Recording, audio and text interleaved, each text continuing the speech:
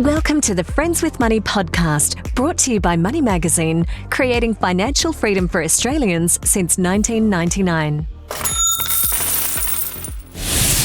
Hello and thanks for joining us for another episode of Friends with Money, Money Magazine's podcast to help you earn, save and achieve your financial goals. My name is Tom Watson, a senior journalist here at Money Magazine, and as always, it is a pleasure to be with you. I think it's fair to say that gold doesn't quite get as much attention as other assets. At least it doesn't seem to capture the headlines in the same way that tech stocks or even emerging assets like cryptocurrency do. As I'm sure anyone with an allocation of gold will readily attest to, though, the precious metal has shone in its own quiet way in recent years. So in today's episode, we are going to give gold a bit of love by looking back on its recent price run-up and looking forward to where prices might be headed. We'll also dig into its role in a portfolio, talk about some of the ways that people can invest in it if they haven't done so already, and address the question, are people missing out on the benefits of gold in their superannuation? So to do all that, I'm very pleased to say that we are joined today by founder and chief executive of Stockspot, Chris Brycki. Chris, welcome back to Friends of Money. Thank you. Always good to be back, Tom.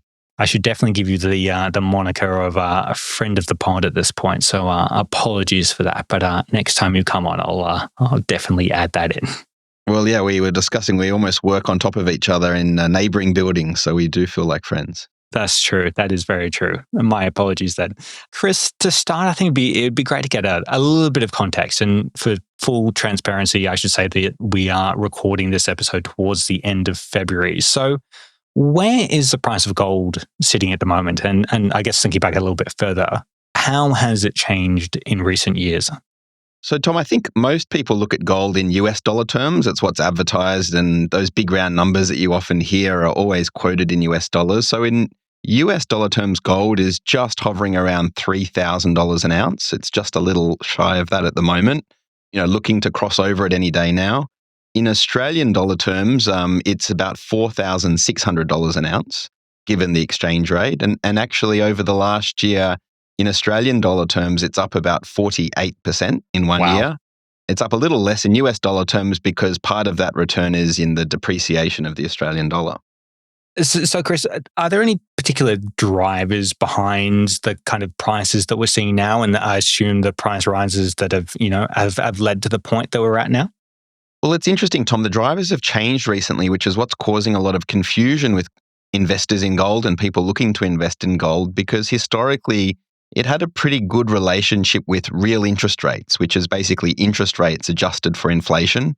The general thinking is that if there's a cost of holding gold, which is basically the missed opportunity of earning interest. So when interest rates are lower and inflation taken away from interest rates is lower, it's good for gold. Now, what's happened over the last few years is interest rates have risen, which would typically be bad news for gold, but gold has still surged ahead. And so it's actually different drivers that we're seeing are pushing the gold price higher. One of them is just escalating government debt. Now, particularly in the US, where their government debt has risen by about 50% since COVID to about $36 trillion. There's a theory that debt is now out of hand and the government's going to need to inflate their way out of debt by just letting inflation stay higher for longer. And that's a good omen for gold.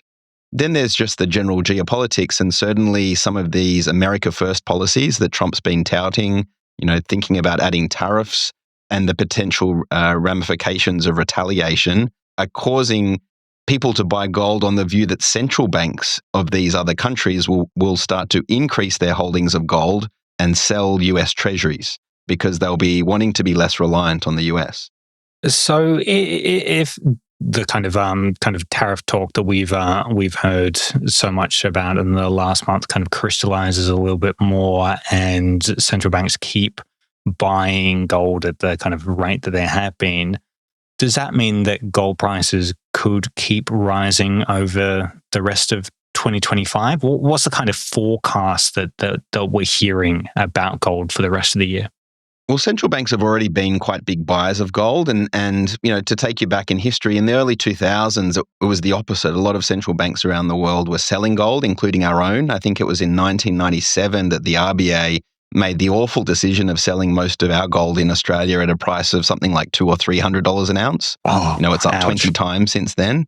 And there was a lot of central banks thinking that gold really didn't have a place in central banking policy. That's reversed over the last, few years, partly driven by, the trade wars originally between China and the US. And China has been, trying to reduce their treasury holdings relative to gold.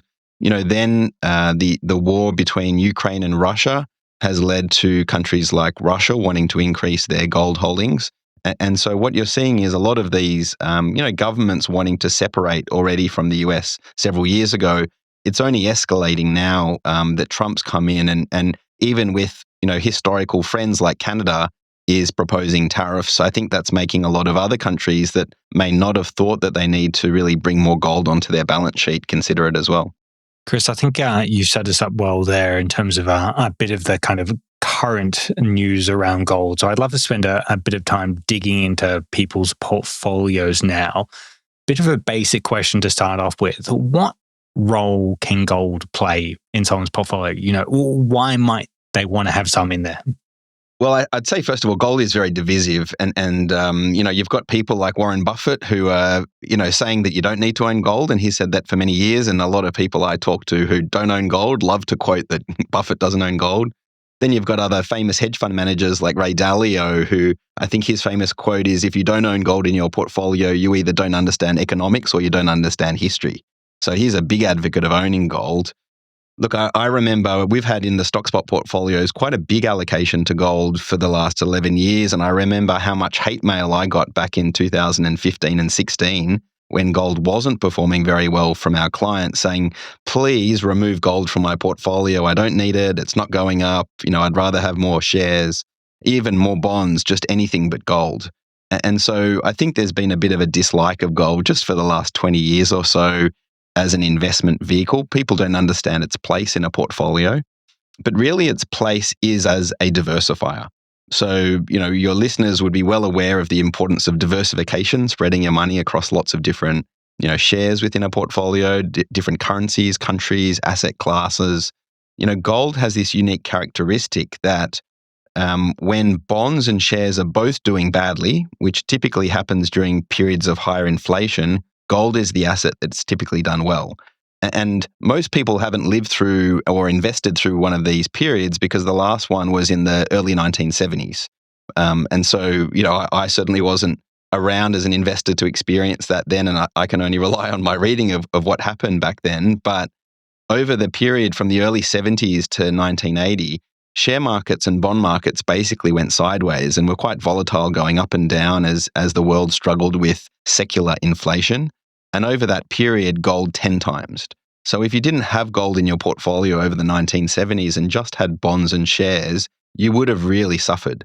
Now, we haven't had a period like that for a long time. And so I think investors are now, pretty comfortable relying on shares and bonds as the main asset classes within a portfolio.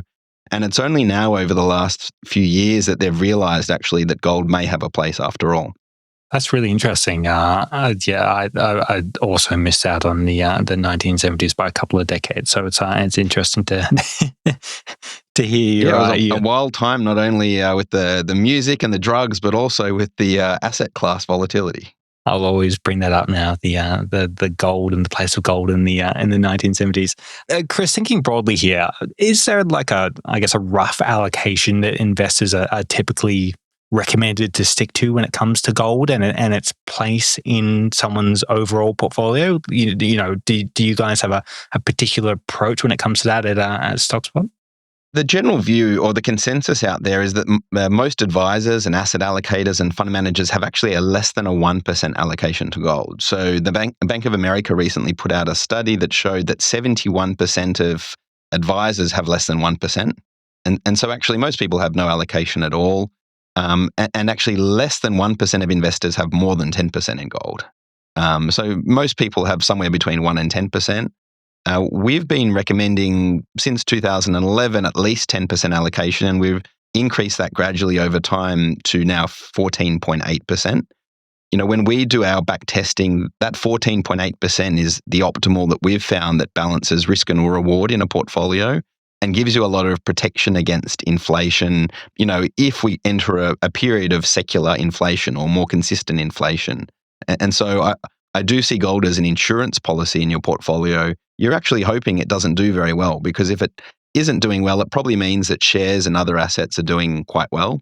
But if you are in a period where gold is up 40%, like it was over the last year, it's often a warning sign that those other asset classes aren't going to be performing going forward. And I know you obviously have your own approach to this as Stockspot, but for people that, don't already have an allocation of gold in their portfolios, what are their options when it comes to actually investing in it? Well, I mean, there's a few different ways. Like 20 or 30 years ago, I think the only real way was to actually buy physical gold, gold coins or gold bars from a gold dealer. Maybe a nice necklace in the 70s. Yeah, exactly. A necklace or chain, anything like that, and then store it yourself. And storing anything precious like that, brings the risk of it getting stolen or you losing it. So you really have to think about the storage side. That changed, decades after that. And then there's now gold bullion dealers, like ABC Bullion is a popular one in Sydney, where they'll actually store the bullion for you in a vault. And that can be either allocated gold, which means you actually kind of know which bit of gold is yours, or unallocated gold, which means that they have a big pool of gold and they've basically directed some of that gold ownership to you. And there's different costs of those two. It's more expensive to have allocated because you actually need a physical compartment for that little bit of gold.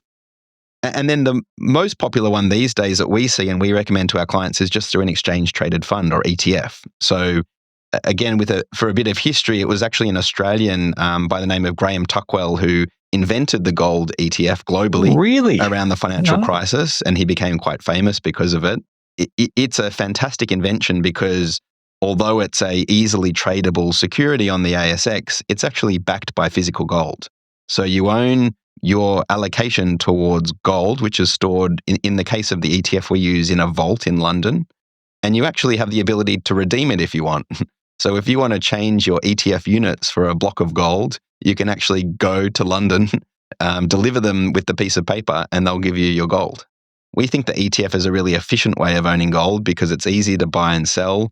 The annual holding costs are quite low, and it just fits nicely in a portfolio that way.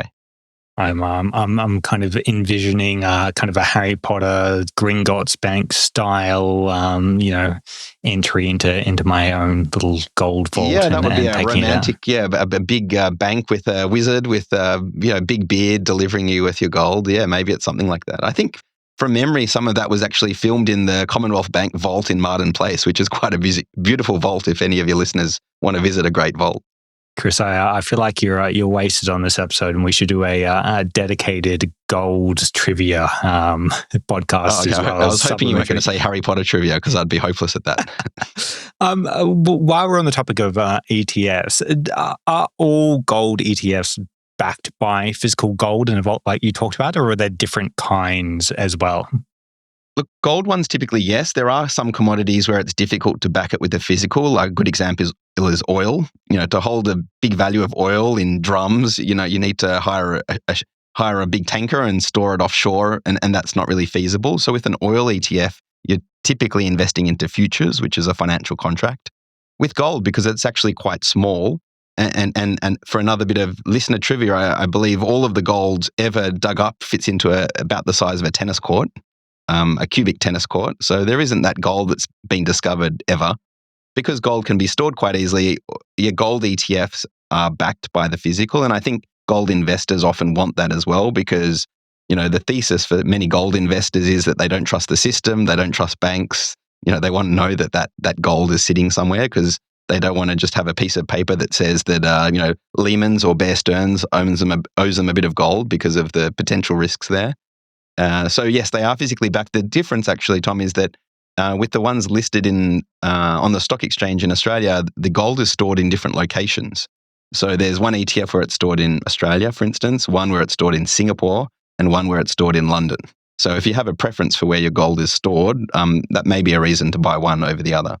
Makes sense. And I assume you include airfares along with the ETF that you guys invest in, which has its gold in London? Well, yeah, I believe, and I've asked them recently, no one has actually ever gone and redeemed for physical. So it's something I've wanted to do, and maybe it's going to give me a tax-deductible trip over to London one day, is to go and redeem some of my gold ETF for a couple of little coins. Well, if you ever want to take a podcaster along with you, I wouldn't say no to a trip to London. You can take your Stockspot portfolio over and deliver it to them and tell them that you want a bit of gold. Love it. Chris, I've left one of the more important questions until the very end, but I'm really interested in hearing your thoughts on it. Are people missing out on the potential benefits of gold in their superannuation? And if so, why is that the case? Because I've got to be honest, I've not ever really thought about gold in my super at all, or even looked to see if I have any gold in my super. No, from the research I've done, Tom, most super funds have zero allocation to gold. Some have a very small allocation of 1%, but it's very hard to find, any information about super funds allocation to gold. I think it's quite sad because it's an asset class I see a lot of value in having, and a lot of super funds are focused on these very complex high fee asset classes like private equity and private debt and venture capital, where the risk versus return metrics and payoffs are, sometimes questionable over the long run based on the research. Whereas gold, it's quite conclusive from what I've read that it adds value to a portfolio from a risk return basis, and yet super funds have all snubbed their noses at it. I think sadly part of the reason for this is the influence of asset consultants. So asset consultants are a group that super funds hire to basically recommend how they should invest. And they seem to, from my experience working with some of them, have a big driver to be recommending asset classes where they can then sell their expertise to pick fund managers, for instance. So with gold, it's a bit of a unique asset class that once you've recommended it in a portfolio, there's little else to do because you can't really recommend much more than that. You can't charge fees to go and find the top 10 active managers with gold. You simply buy the blocks of gold or an ETF investing in gold. I think sadly some of these conflicts are the reason why more super funds don't have a bigger allocation to gold. I unfortunately think it's probably only after gold goes up several 100% that super funds, like many retail investors, will start to be interested, and probably they will have missed out on a lot of returns by then. And so if you do see your super fund starting to allocate to gold now, I'd be asking them why weren't you there, last year when it was much lower, or 5 years ago, because it's tripled since then. So super funds have seemed to be very slow onto gold as an asset class. I think like many other investors, if bonds as an asset class continues to underperform due to secular inflation, they'll all be forced and squeezed into gold, but probably at the wrong time of the cycle. And so, that's a long-winded way of saying most super funds don't have any gold, and it really baffles me as to why. Chris, I know that Stockspot's about to launch its own kind of play into super. So is gold something that you're going to be considering within that for investors in the same way that you do for your other Stockspot investors? Absolutely, Tom. So we've already invested in a lot of gold for our self-managed super clients, and we've been working for the last couple of years on an actual super product. So it was even a dream of mine in starting Stockspot 10 years ago that it should be a super product. Because I've always thought ETFs are a wonderful thing to have in your super, and I've always been surprised that more super funds aren't investing in them. It's taken us many years to get to this place where we now have a 10-year track record of returns and performance outside of super, and we've built our own super product. Like our portfolios outside of super, our super portfolios have a 14.8% allocation to gold, which from my research is the biggest allocation out of any super product in Australia. So I think as more people recognize the value of gold, it's probably one of the reasons our product will appeal to some people. I love the little bit of trivia at the end there as well. Nice little cap off for the episode that has been full of gold-related trivia, Chris. I'm very impressed. It has been a pleasure to have you on the show, as it always is. So thank you so much for joining us on Friends of Money, and we'll look forward to the next time that you're on. Thanks, Tommy. I'm looking forward to the trivia-focused episode next. I'll have to read up on some gold trivia because I think I've exhausted all my knowledge on this one. We'll change topics. Don't worry. Yeah, silver maybe next topic. Okay, that sounds good. That's it for this episode of the Friends with Money podcast. But don't forget to jump on our website, moneymag.com.au, for your daily dose of financial news, or you can go grab yourself a copy of the latest edition of Money Magazine in all good newsagents. As always, Friends with Money will be right back in your podcast feed next week. So until then, my name is Tom Watson. Goodbye for now. Thanks for listening to the Friends with Money podcast. For credible, independent and easy to understand financial commentary, visit moneymag.com.au. Please remember that the views and opinions expressed in this podcast are general in nature, and further independent advice and research based on your personal circumstances should be sought before making an investment decision.